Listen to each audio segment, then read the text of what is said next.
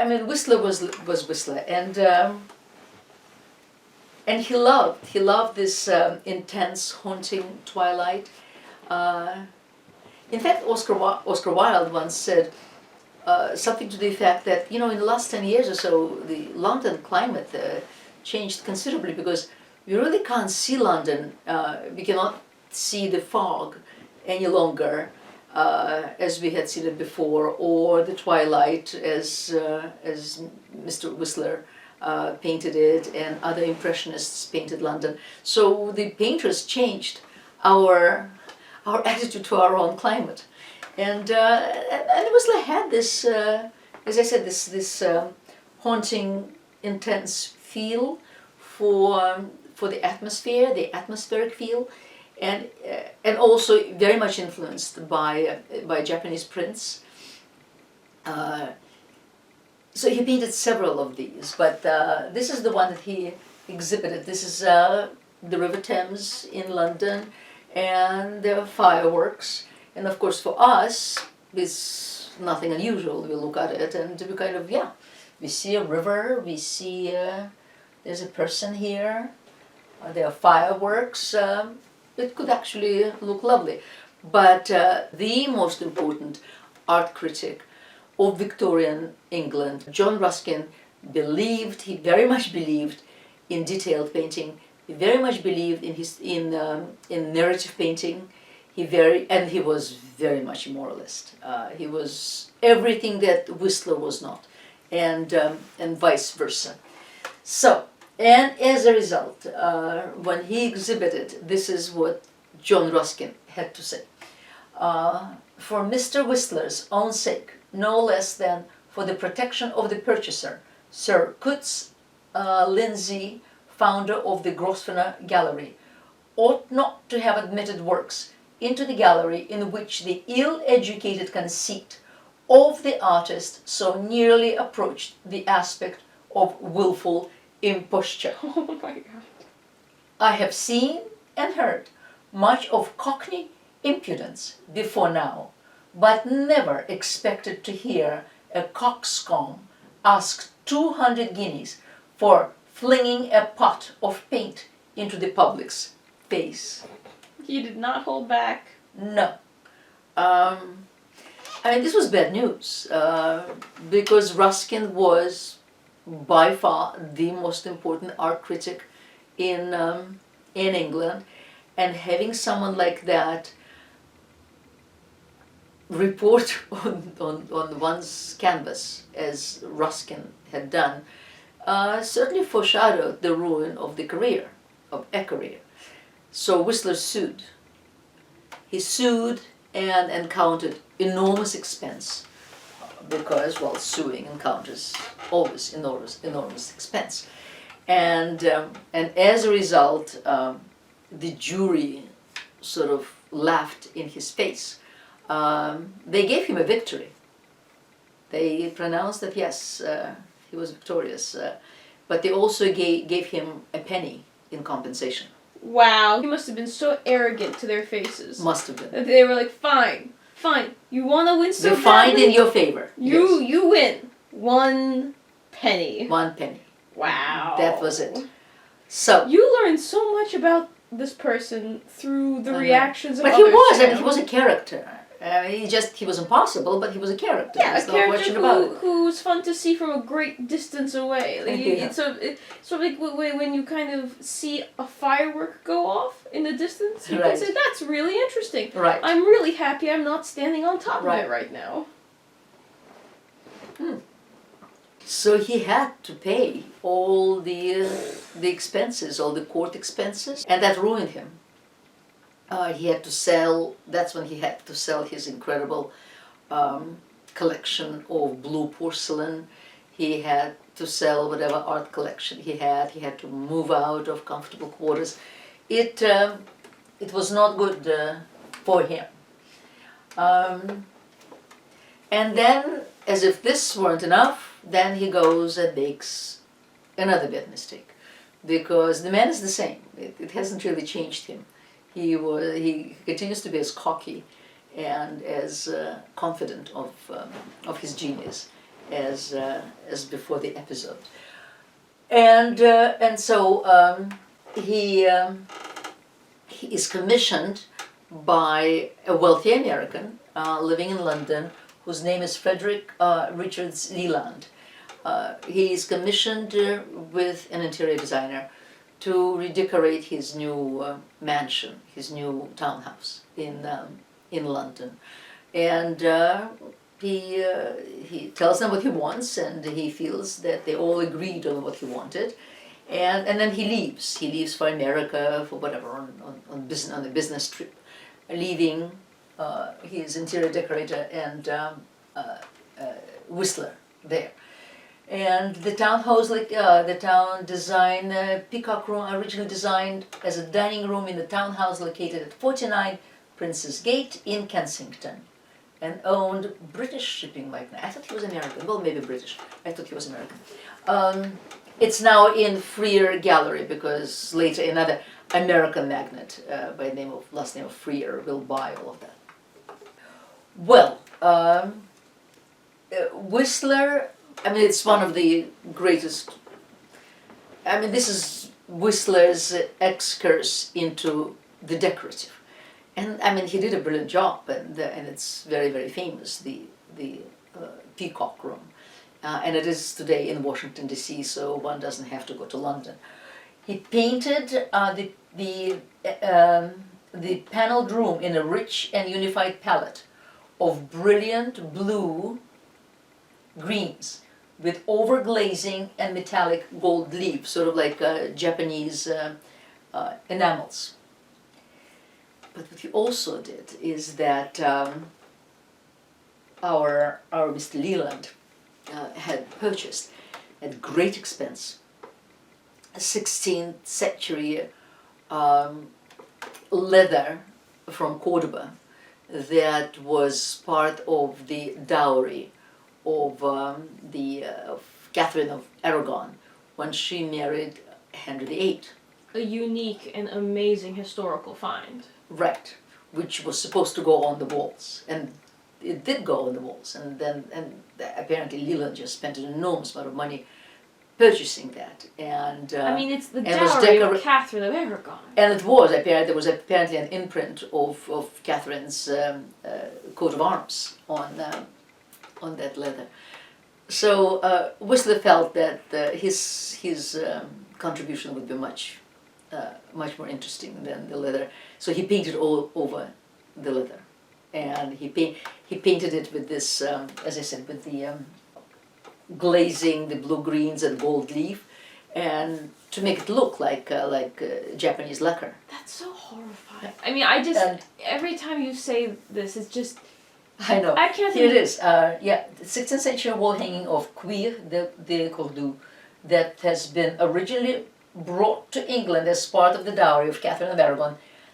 They were painted with her heraldic device, the open pomegranate and a series of red roses, Tudor roses, to symbolize her union with Henry VIII. I mean, can you imagine how horrible that was when Leland comes back into his home? And right. I mean, it's vandalism of the highest order. Well, it is. And just the cruelty, the arrogance. Well, he didn't like it. Yes, he did not like it. I mean, it's such a horrible violation. Leland was horrified when he came back and when he saw what was done. It's such a violation. It's so despicable. But even after that, I wonder if they can do X-rays and. I have no idea. I mean, and just at least Well, you can call the Freer Gallery, or when we're in Washington, we can ask. I mean, I wonder if there are X-rays where you could, because right. this is. I mean, it's priceless, unique. Underneath, yes. Yeah. I wonder that the Brits don't want it back. It's crazy to me that he could have painted on any surface, and he chose to vandalize beautiful historic dowry. Of course, as you can imagine, speaking of perhaps X-ray, because Whistler's defenders later will maintain that it probably wasn't. It was nonsense, and it was not. It did not belong to Catherine of Aragon. But the fact is, indeed, if there are those heraldic incrustations on the leather, then all the questions could be answered. I mean, but that's not it. So there was a huge brouhaha, as you can imagine. He must have sobbed. This destruction. I know. Yeah, it just fills you with such outrage on a human level. I know. But listen, there's something else that's happening. Whistler, after all this brouhaha, managed to find. Leland also found out that Whistler was inviting his friends and potential partners and giving parties in his house, because Whistler, of course, had this constant necessity for publicity, sort of like Dali will have later. I mean, Whistler felt that his life was a public life and he had to exhibit himself. And so that Leland hated that as well, because he apparently was a rather private man. But then Whistler managed to get into that house again when Leland was away, and then he painted these two fighting peacocks. And so you see, upon returning, Leland was shocked by the improvements. Artist and patron quarreled so violently over the room and the proper compensation. And at one point, Whistler gained access to Leland's home and painted two fighting peacocks, meant to represent the artist on the left and his patron, and which he titled Artist and Money, or the Story of the Room. So this is Leland, who is, and there's gold all around him. And then there is, and he also painted gold on him. And then there is Whistler, disdainful and defending his honor. I mean, today it's very famous, but such a you horrible, see these original peacocks story. He painted over the leather.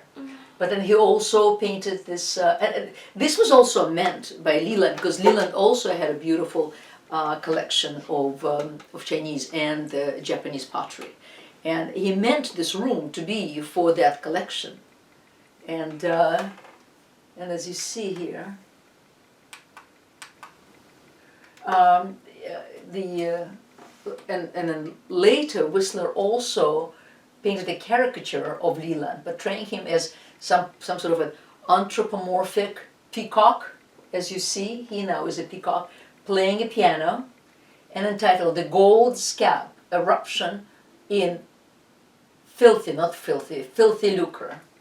Filthy lucre meaning filthy money. That's amazing. He vandalizes this man's house. He breaks his heart by Right. destroying this beautiful piece of history. Yeah. And then he uses his art to slander him. Right. I mean, just what a piece of work. And then he Whistler wrote the was. book in 1890, The Gentle Art of Making Enemies. There's nothing gentle about him. And then he never really wanted to come back to America, because he was afraid that he wouldn't be appreciated in America, which in fact was ironic, because he was very appreciated in America, and American collectors were very proud of him, and were very proud of his position in Europe, that he was on par with all the best artists at the time, and they collected his art avidly, which is as a result of which this fellow Freer, who also was a magnate from Detroit, I think, he bought everything. He bought Whistler's, everything that Whistler had, and the porcelain collection. So as a result, this now, all of this and then he gave money to have his own gallery in Washington, D.C., the Freer Gallery. And that's where there's a lot of Whistler in that gallery. Here, the Princess from the Land of Porcelain, because it's all about, because they love porcelain, they love Asian art. And here's our princess, and not only, and she's beautifully presented. She's presented in the middle of all the gorgeous, priceless porcelains. And here she is. Whistler uses a European woman as a model, not an Asian woman, but he dresses her in these beautiful Japanese silks, and there's this stunning screen behind. So this is a study in what? Oh, rose and silver. I was sure, of course. This is a study in rose and silver, the princess from the land of Portia. Oh, here we have a model, Cristina Spartali in Italian. And this was painted in 1864. So this is also, I think this was actually painted separately from the room itself, but then the Freer bought the painting as well and incorporated it there. So here you have it. This is what the room looked like. But it was originally in the room. Mm-hmm. Yeah, this is what the Peacock Room at 49 Princess Gate looked like in 1890. Here it is. They loved, they just, the wealthy just absolutely really appreciated the Asian porcelain. And presumably it is stunning when you really know about it. Not just to look at, but when you know the details and the particulars. Oh, here are the butterflies. And you see them in the majority of his paintings. In fact, even the collectors that bought his early works, where he did not develop the butterfly yet, would bring back the works so that he would incorporate the butterfly. So no one knows when he first began to use it, but by the 1870s it had become an important element in his work, and he even used it as a decoration and signature on letters, notes, and invitation cards. Became popular so that people, as I said, and it became an ideograph or ideogram, character or symbol which represents an idea or thing, like the sign for $1 or a sign for percentage. Used his butterfly as both a symbol for himself and part of the design. And then over the years it changed in many ways. It became more and more complex. Yeah, because at first you see it was James McNeill Whistler, those 3 letters. Then he joined them together and it became a butterfly. Okay, on we go to a great artist. Woo! A really great artist. And his name is John Singer Sargent. He was even less American. He was actually born in Florence from American parents, wealthy. The father was a doctor actually in Philadelphia, but I mean, they didn't have to practice because they were independently wealthy. And then at one point they went to the continent, and the mother absolutely refused to go back to her parochial America. And she would come up with all sorts of either neuroses or illnesses or headaches or pregnancies, false pregnancies, just not to go back. And so as a result, the Sargent, he did keep his American citizenship. He didn't come to America until he was 20 or so, and his childhood was just between Italy and Austria and Switzerland and France and the south of France and England, and so he really grew up a true cosmopolitan,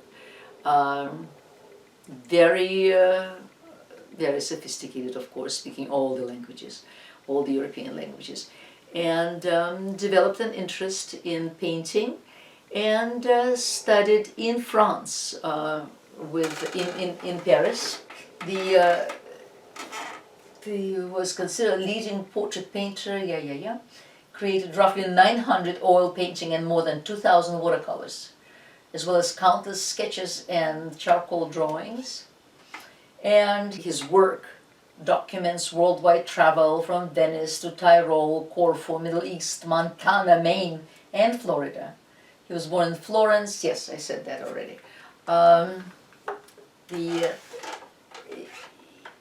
He studied with an artist called Caroline Durand in Paris, who had his own technique. In his studio, Velázquez was God.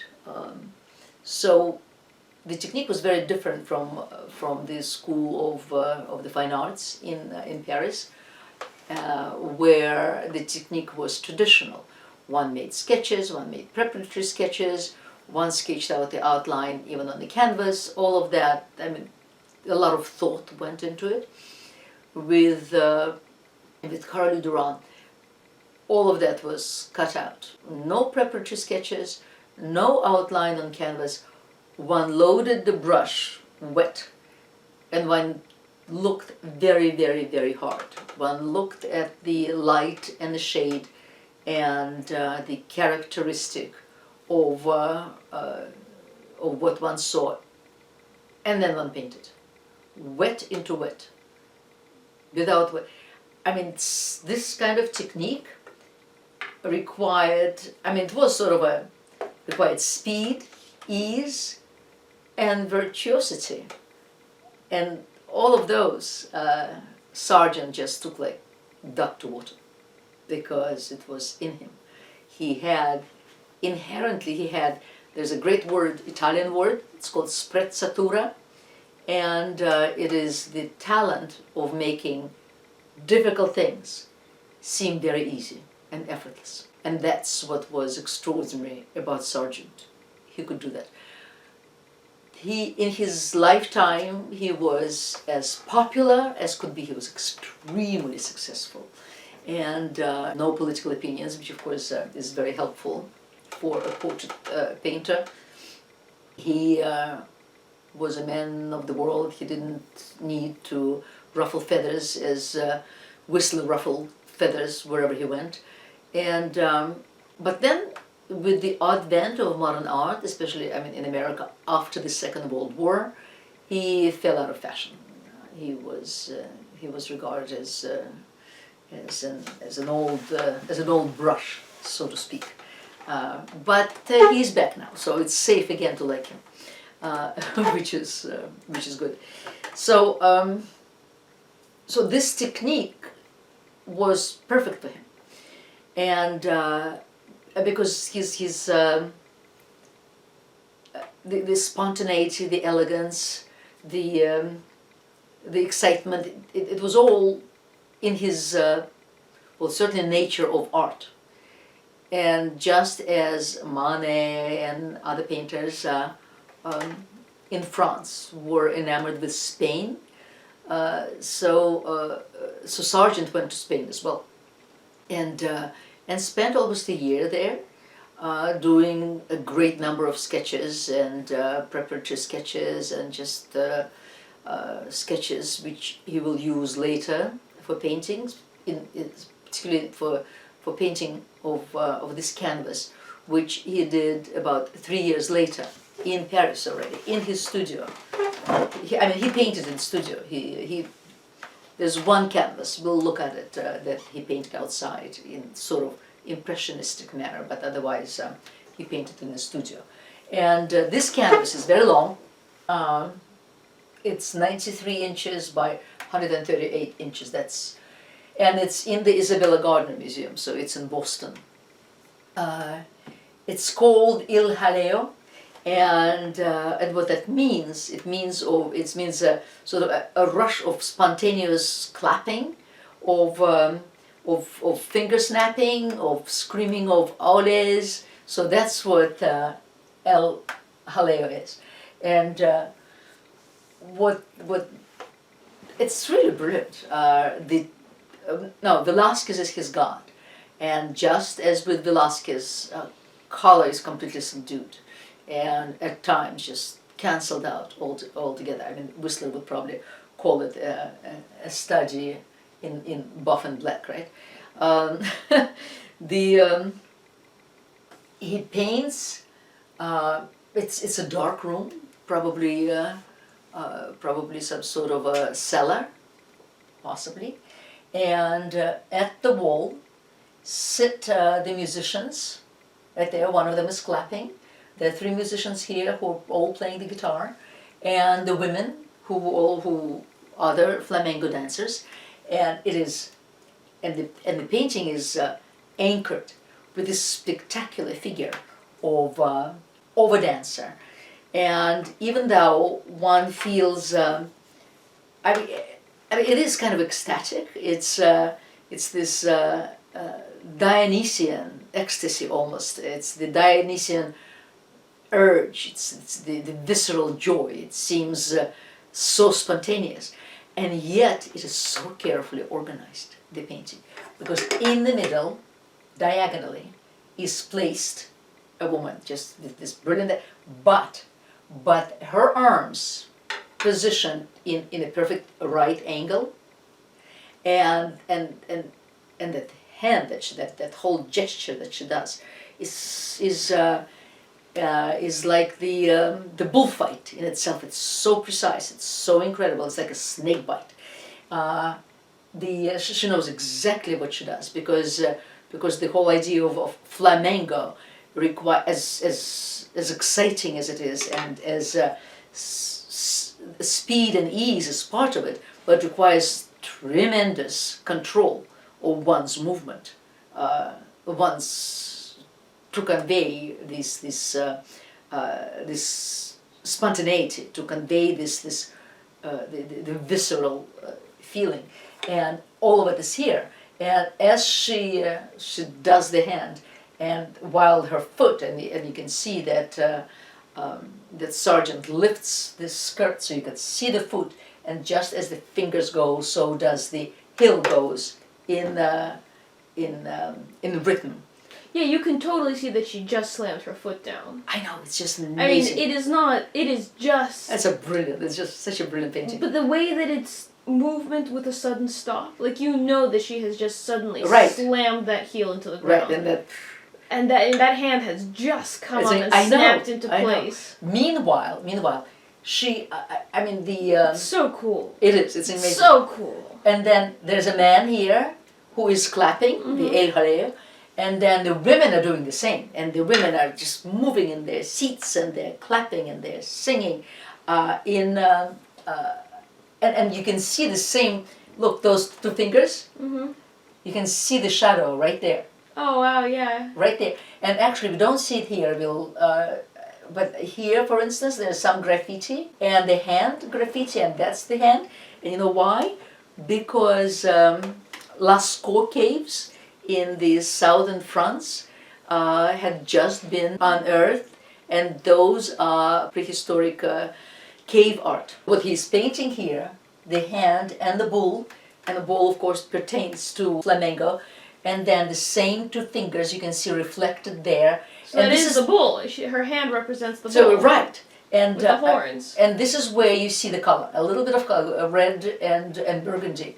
And then he also tells us where he is, because there's an orange sitting on the chair, and the orange is a symbol of Andalusia. It's that same Andalusia where Whistler did his study. And then there are three men here, two of them very, very quickly playing the guitar, and the other one he threw, in a very kind of El Greco way really, he threw his head back and he's singing in ecstasy together with everybody else. And then there are guitars hanging on the wall to offset the vertical movement. I mean, it's a brilliant painting. It's just, and he was 30 years old when he painted it. So Henry James, who will become a great friend of Sargent, he wrote that the artist offered, quote, the slightly uncanny spectacle of a talent which, on the very threshold of its career, has nothing more to learn. But as I said, it's just Dionysian. And he did it all in the study in black and buff. These are other paintings that he did in reminiscence of his time in Spain. And this is, oh no, this is not Spain, this is now Italy actually, Capri girl on the rooftop. And Rosina is clearly someone that he knew very well, because he painted her several times. And there's Rosina doing a tarantella, so this is Italy now. And of course he grew up in Italy, so he knew Italy intimately. A dance on the rooftop. And another girl, of course, is playing tambourine. I mean, the ease, the speed, the elegance of that conveys this, and the sprezzatura. It seems that it's done with such incredible ease, and yet, of course, this kind of painting requires incredible virtuosity, precisely because it is spontaneous. It seems spontaneous. It's not. Here also is Rosina. Just stunning. I love the smile you can see through her hair. I know, right? That's you can just her hair is falling in front of her face, and she just stopped dancing, and now she just turned around to grin at you. This is so sexy. It's so This great. is so I know, just full of happiness And confidence. and confidence. It's sexy because it's about her confidence, not Right. because it's sexualizing Right, exactly. the nude form as so Yeah, many painters do. She's confident because she's herself. Right, right. And Yeah, I mean, the Degas ballerinas are not really sexy. I mean, his it's sexuality. predatory. It's predatory in some ways. Yeah, well, he was a misogynist. He paints. He will ultimately be the greatest portrait painter since Van Dyck, Gainsborough, Lawrence, those. So he paints this very interesting portrait of the daughters of his friend, who is also an artist, and there are 4 girls. And what we see here immediately is, of course, this enormous Asian porcelain. And so we know also immediately that the family is extremely wealthy, because something like this would be enormously expensive. Also on the side, there are 2 actually of them. There are 2 of them, and next to one of them stands a red lacquer Asian screen. And he uses the screen as this brilliant stripe of red, which is then repeated in this pretty girl's dress. And then otherwise they all wear their pinafores as little girls wore at the time. And the littlest one doesn't. She's sitting also on an Asian rug, so that love of everything Asian is very much seen here. And it's interesting how he did it. He almost conveyed the personalities. Totally does. Right, because this one is clearly very shy and probably didn't want to be painted in the first place. This one is curious at what's going on with this childlike innocence. But it's also nice because with her, he didn't do that thing which so many artists do with little girls, which is they make them just look like these elegant little cherub creatures. I mean, she fell over onto that carpet and just sat her bum down, and she's just there now. Right. I mean, you could almost hear the sound she made when she fell over. I know. Oof. That's true. And she's sitting there, yes, with her doll. Yeah.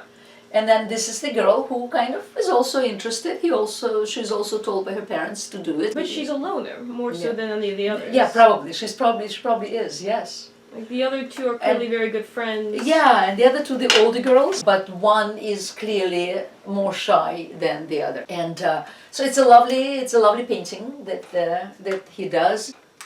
And then happens a scandal. And he's in Paris. Now he's in Paris. And again, presumably the Parisians are open, should be by now, to scandals. There've been so many.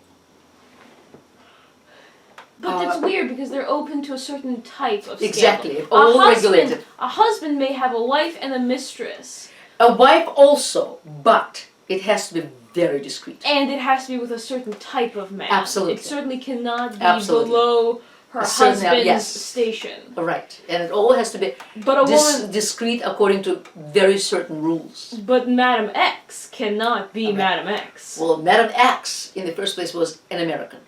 And that helps. I know. She was from the south. She was brought to France, actually at age 8, by her mother.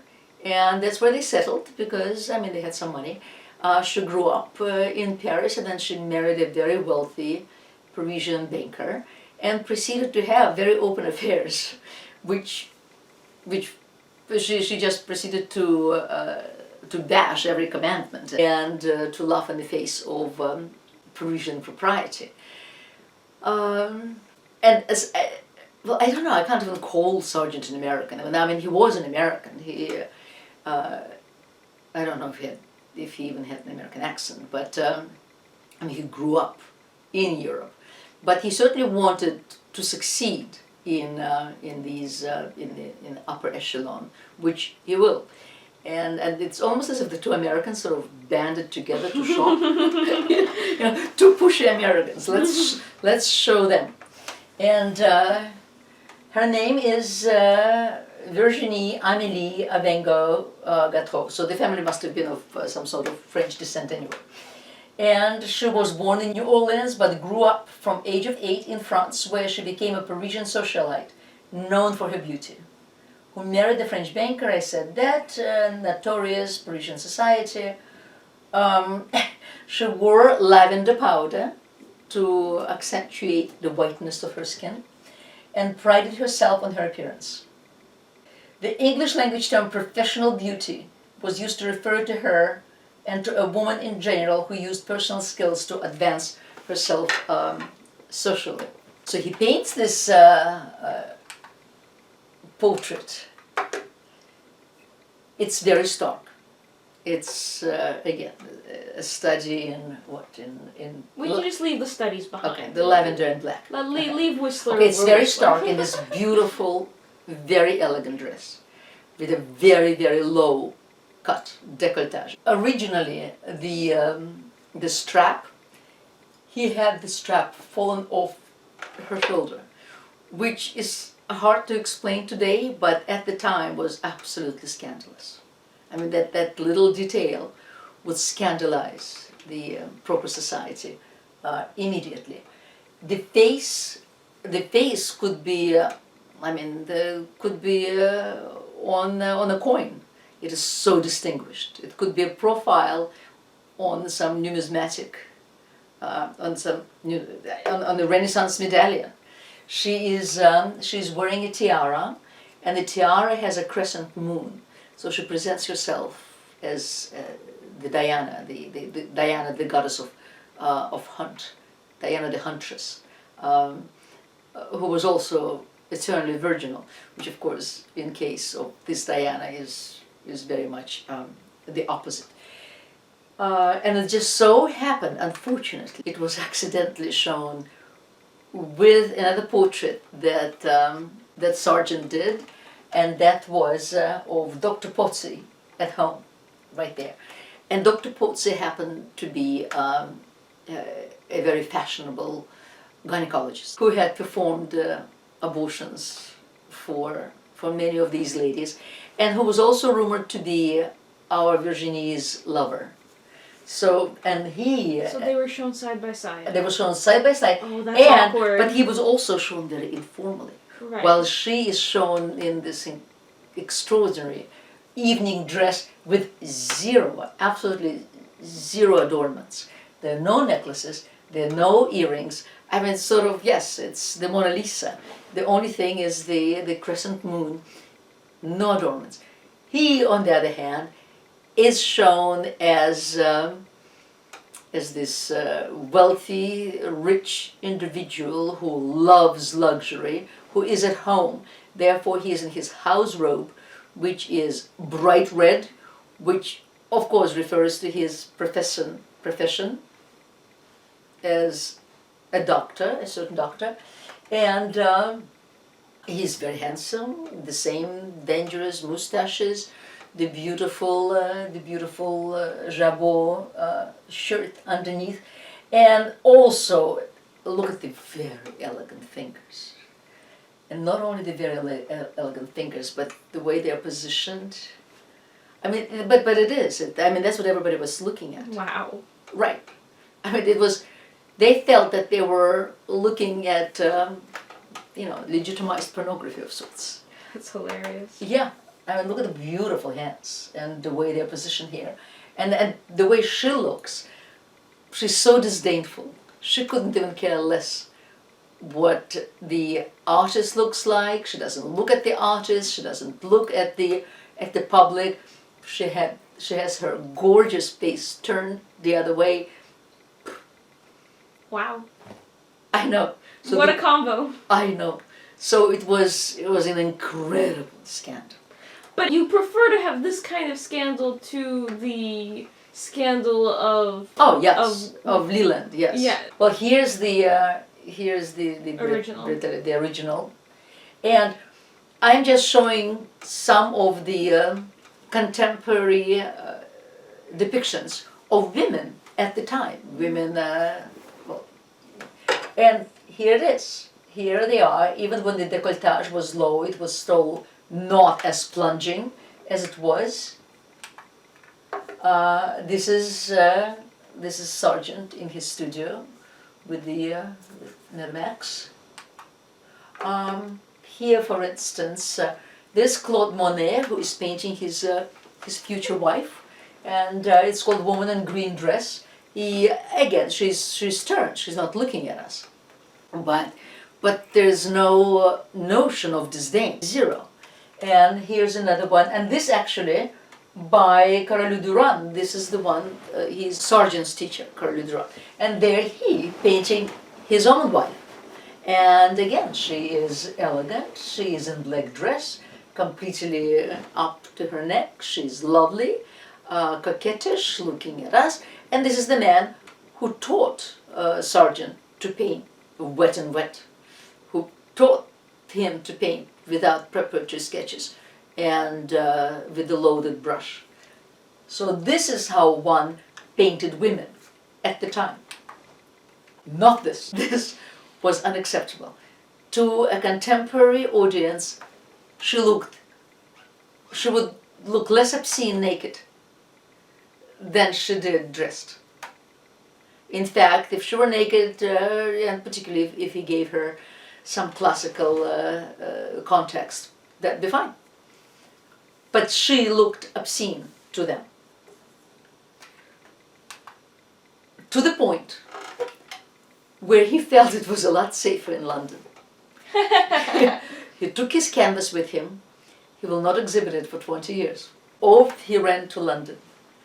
He figured, it's interesting between France and England, because England seems to be very stiff upper lip and ruled by order, which it was, whereas the French always liked to exhibit their indifference to rules and conditions, whereas often it's the other way around. In fact, the English may be much more accepting of breaking of rules than the French. At any rate, so clearly that's how Sargent felt. And off to England he went,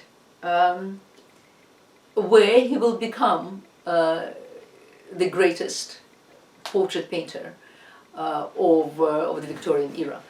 Because there's been, 17th century Van Dyck is 17th century, so that's 200 years, and then 18th century Gainsborough, Reynolds, Lawrence, those were great portrait painters, but there was no one since, not of that level. Whereas Sargent sort of was Van Dyck's level of sprezzatura. And so one of the first portraits he did, which was not actually commissioned, was of Lord Ribblesdale, right here, and it's in the National Gallery. He was Thomas Lister, the 4th Baron Ribblesdale, Master of the Hounds and Liberal Whip of the House of Lords, etc., and so forth. And it was an uncommissioned portrait because Sargent was trying to show his skill, and he succeeded utterly. The French called this portrait Le Grand Diable du Milord Anglais, the great devil of an English lord. And he looks it. Oh my God, and he looks it. This, just the way he stands, he made, well, he probably was a tall person, but even if he wasn't, Sargent certainly made sure that he looked extremely tall by making the head, 1/8. He made the head considerably smaller than the rest of the body. The pants are so voluminous that they kind of also add to the head looking smaller.